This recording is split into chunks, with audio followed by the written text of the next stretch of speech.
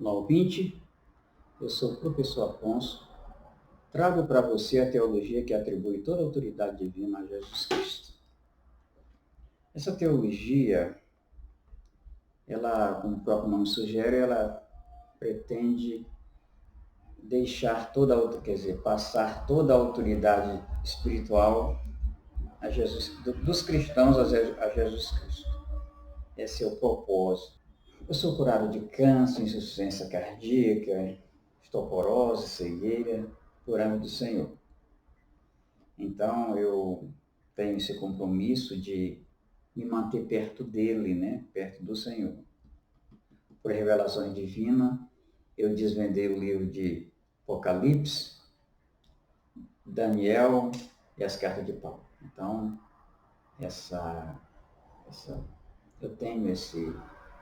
eu carrego comigo esse maravilhoso privilégio. Então, eu quero pedir a você, inicialmente, que você deixe um like para poder me ajudar a impulsionar esse vídeo, porque ele é muito importante. Ele se baseia em revelação divina. E que você se inscreva no meu canal.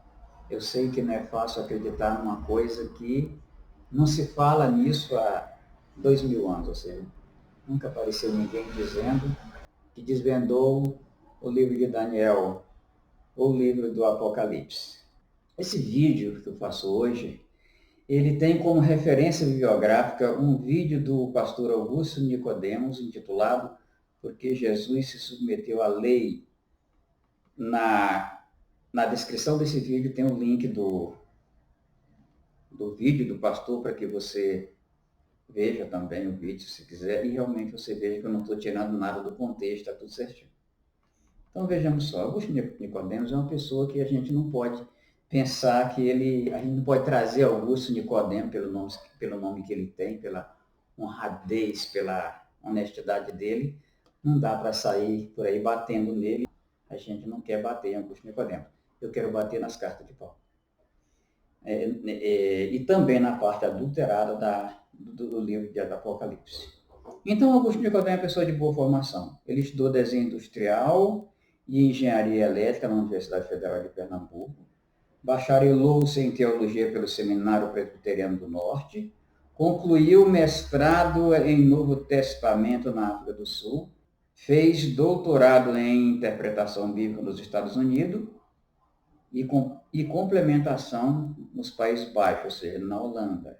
Vamos ver então. Agora, utilizando o método de ensino com perguntas e respostas, de agora em diante eu analiso a pregação do reverendo Augusto Nicodemos para provar que os argumentos dele nos dão a certeza de que o apóstolo Paulo é o abominável da desolação. O apóstolo Paulo não é o abominável da desolação, mas aquilo que está nas cartas dele é fruto do abominável da desolação. Eu faço a primeira pergunta.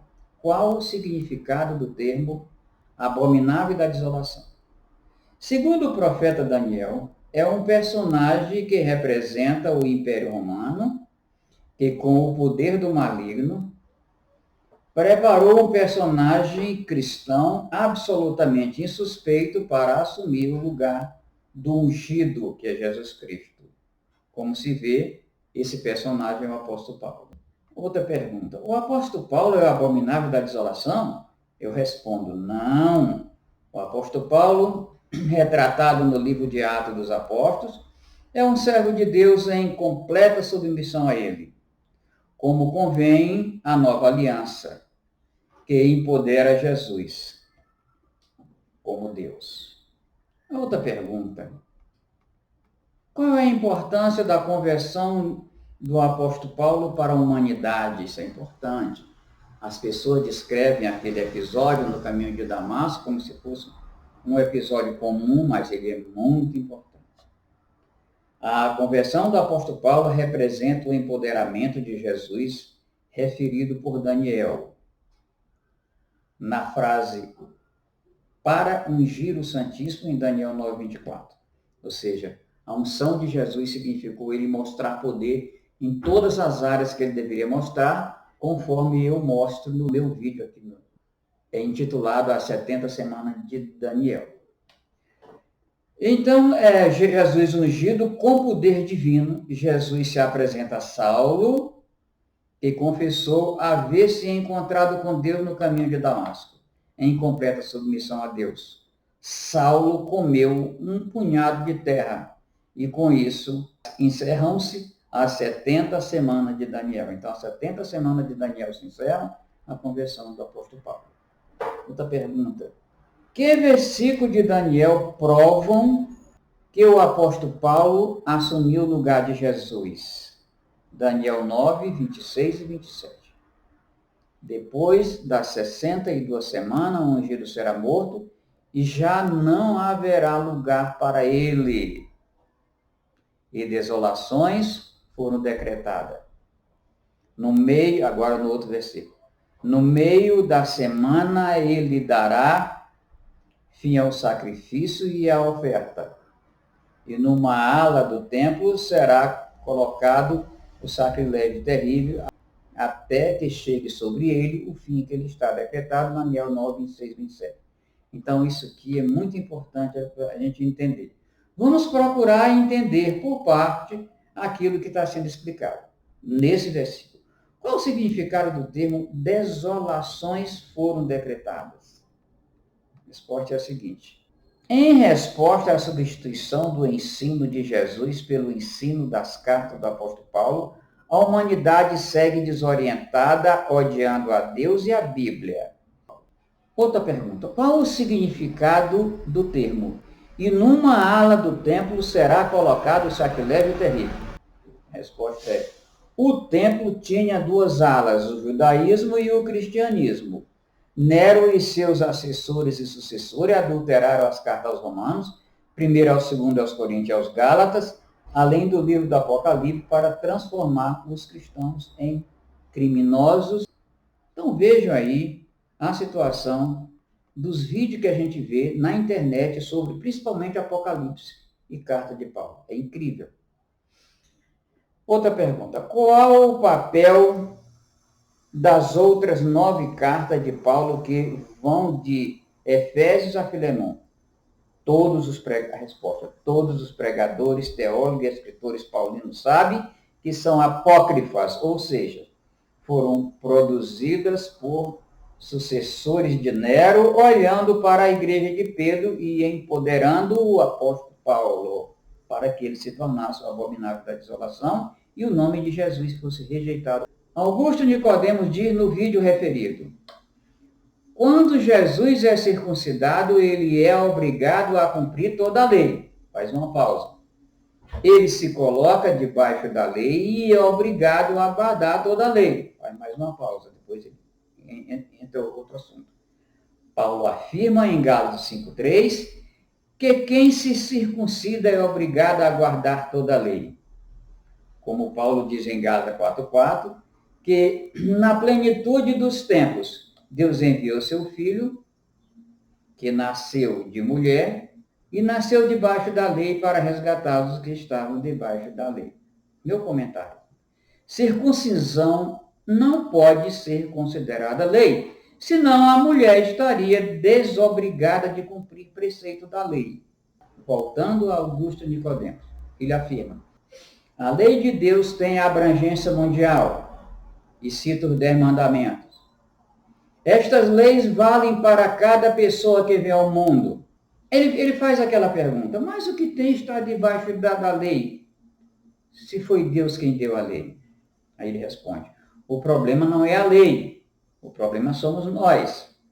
Se não fôssemos pecadores, seria uma bênção estar debaixo da lei. Por sermos pecadores, não é vantajoso estarmos debaixo da lei. A lei não aperfeiçoa ninguém. Agora o meu comentário. O problema criado pelas cartas de Paulo é que ele liberta os seres humanos em vida de cumprirem a lei de Deus.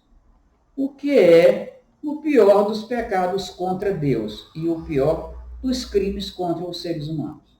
Além disso, em um país em que não houvesse transgressão, as leis não seriam necessárias. Portanto, trata-se de um incentivo aos cristãos a desobedecerem à lei civil, presente em todas as constituições do mundo em que o Estado moderno de direito recepcionou 7 dos 10 mandamentos. O último bloco de comentário do reverendo. Ele afirma: Jesus foi circuncidado para ser obrigado a guardar toda a lei, para ser colocado debaixo da lei. E Paulo diz mais uma coisa a respeito disso em Gálatas 3,13. Ele se tornou maldição por nós, porque está escrito na lei: maldito aquele que for pendurado no madeiro, para que Jesus pudesse se tornar maldição por nós e levar o castigo que nós merecemos, sendo tornado maldição de Deus em nosso lugar.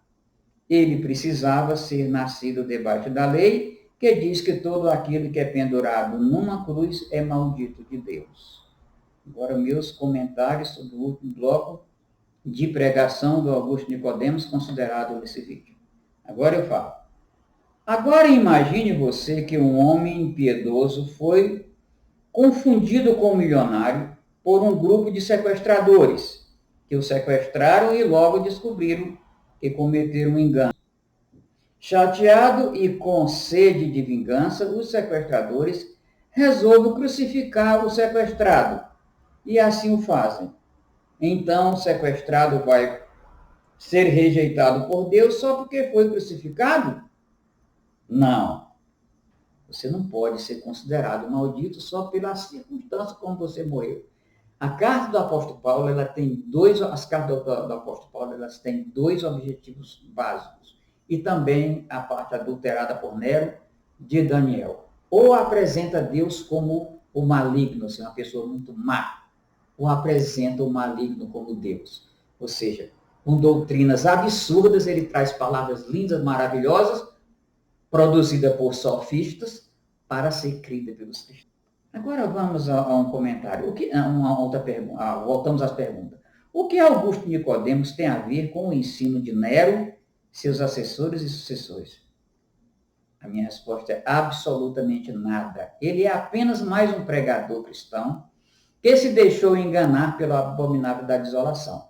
Daniel afirma que o abominável da desolação destruirá muitos que nele confiarem. Daniel 8:25. Outra pergunta. Quais os versículos em que Daniel afirma que o abominável da desolação é o Império Romano com o poder do maligno que destrói o povo santo em uma ação contra o príncipe dos príncipes e que o abominável da desolação somente será destruído pela mão de Deus? Vejamos. Está escrito Daniel 8:23-25. Quando a rebelião dos ímpios tiver chegado ao máximo, surgirá um rei de duro semblante, mestre de astúcia, no caso do Império Romano. Ele se tornará muito forte, mas não pelo seu próprio poder, ou seja, pelo poder do maligno. Provocará devastações terríveis e será bem-sucedido em tudo que fizer. Destruirá homens poderosos e o povo santo. Então nós estamos sendo destruídos há quase 2000 anos. Com o intuito de prosperar, ele enganará muitos e se considerará superior aos outros. Destruirá muitos que nele confiarem, ou seja, pregadores, teólogos e escritores paulinos ortodoxos têm confiado no abominável da desolação. Destruirá muitos que neles confiarem e se insurgirá contra o príncipe dos príncipes, ou seja, tudo que há nas cartas do apóstolo Paulo e tudo que há na parte adulterada do Apocalipse, por incrível que pareça, é contra Jesus. Empodera Paulo e realmente ofusca Jesus. Continuando. Apesar disso, ele será destruído, mas não pelo poder dos homens. Daniel 8:23-25. Só revelação divina é capaz de destruir o abominável da desolação. E eu creio, tenho certeza que esse tempo chegou e esse tempo eu anuncio a você. Agora vamos fazer um outro comentário, que isso aqui é comum a todos os meus vídeos, quando eu considero pregadores íntegros como Augusto Nicodemos. Qual a magnitude de Augusto Nicodemos como teólogo cristão? Agora eu dou a minha opinião. Eu o considero o segundo maior pregador cristão da atualidade, ou seja, vivo no mundo todo. Perde apenas para o Luiz Saião, que tem a vantagem de não carregar o viés calvinista, ou seja, a gente não vê calvinismo em Saião, e a gente vê um calvinismo meio exacerbado em Augusto Nicodemos. A outra pergunta: qual o conhecimento que tais pregadores têm da teologia cristã? Minha resposta: eles não sabem quase nada, porque eles dedicam praticamente todo o tempo ensinando sobre as cartas do apóstolo Paulo e sobre a parte editada do livro de Apocalipse, que devem ficar fora da Bíblia, porque foram adulteradas pelo abominável da desolação. Outra pergunta que eu faço muito importante: a quem Jesus confiou o seu rebanho? A Pedro no mar de Tiberíades, você sabe disso, né? Outra pergunta: qual o ensinamento de Pedro sobre o qual pregadores, teólogos e escritores cristãos nada sabem? O conteúdo da primeira carta de Pedro. Qual a importância da primeira carta de Pedro? Ela é a chave para que se entenda o Apocalipse e as 70 semanas de Daniel. Sem conhecer as 70 semanas de Daniel, você não sabe praticamente nada sobre o cristianismo. Mas, por favor, não fica vendo as 70 semanas de Daniel dos outros, que eu não vejo ninguém dizendo que desvendou. Então, que teve revelação divina e que desvendou. Não. Procura aqui no meu vídeo e assiste. No meu canal e assiste. Outra pergunta: qual a importância da segunda carta de Pedro? Ele fez um alerta para as distorções introduzidas por Nero, seus assessores, nas cartas do apóstolo Paulo, assim como Tiago e Judas. Eles escreveram alarmados com as distorções introduzidas nas cartas de Paulo, com o objetivo de destruir o cristianismo. Outra pergunta: o que é a lei de Deus para os cristãos? São os 10 mandamentos, a resposta. De Êxodo 21 em diante, a nação de Israel começa a absorver leis, costumes e práticas religiosas das nações vizinhas. Tanto assim que Jesus revogou as leis dadas pelos antigos, bem como confirmou o espírito do 10 mandamentos, afirmando: amarás, pois, ao Senhor teu Deus de todo o teu coração, de toda a tua alma e de todas as tuas forças. Deuteronômio 6,5, que Jesus repete em todos os evangelhos. O que o abominável da desolação fez com o Antigo Testamento? Resposta: ele tomou tudo o que pôde fora de contexto para destruir a Deus, para destruir o Deus dos judeus e dos cristãos, a ação de Nero. Mas isso é assunto para outro vídeo, gente. Terminando com a última pergunta: o que fazer para ter certeza de que o conteúdo das cartas do apóstolo Paulo não são o evangelho de Jesus Cristo, como dizem pregadores, teólogos e escritores cristãos ortodoxos? A minha recomendação: adotar a prática de falar somente a verdade a todas as pessoas, em todos os contextos. Se dirigir a Deus em oração, sem as amarras do cristianismo paulino, estender a mão a seu semelhante em compaixão, sem se importar com a ameaça do inferno feita pelos pregadores, teólogos e escritores paulinos de que você está comprando a sua salvação. Agora, mais uma vez, eu peço que você deixe um like, se inscreva no meu canal, para me ajudar. Eu peço a sua ajuda para que possamos reconstruir um cristianismo mais verdadeiro, ético e socialmente responsável com base na autoridade de Jesus Cristo. Para isso, eu deixo o meu e-mail na descrição do vídeo para você entrar em contato comigo. Eu quero também dizer o seguinte, que quando é vida de ensino, que eu estou ensinando a Bíblia e não fazendo uma defesa da Bíblia, como eu estou fazendo agora, aqui eu estou defendendo a Bíblia, o cristianismo e a Deus. Eu faço a oração com os irmãos, só que nesse caso eu vou só te lembrar da oração completa. A oração completa ela é uma oração que tem confissão de pecado, tem apresentação de gratidão e uma petição decente, uma petição justa. Espero que você ore pelo meu trabalho, ore pelo cristianismo, ore pela Bíblia, ore pela autoridade de Jesus, porque a Bíblia está sendo completamente proibida no mundo inteiro, mas isso não vai acontecer. Essa situação vai ser revertida. Eu agradeço a você por ter assistido esse vídeo até aqui e que Deus te abençoe.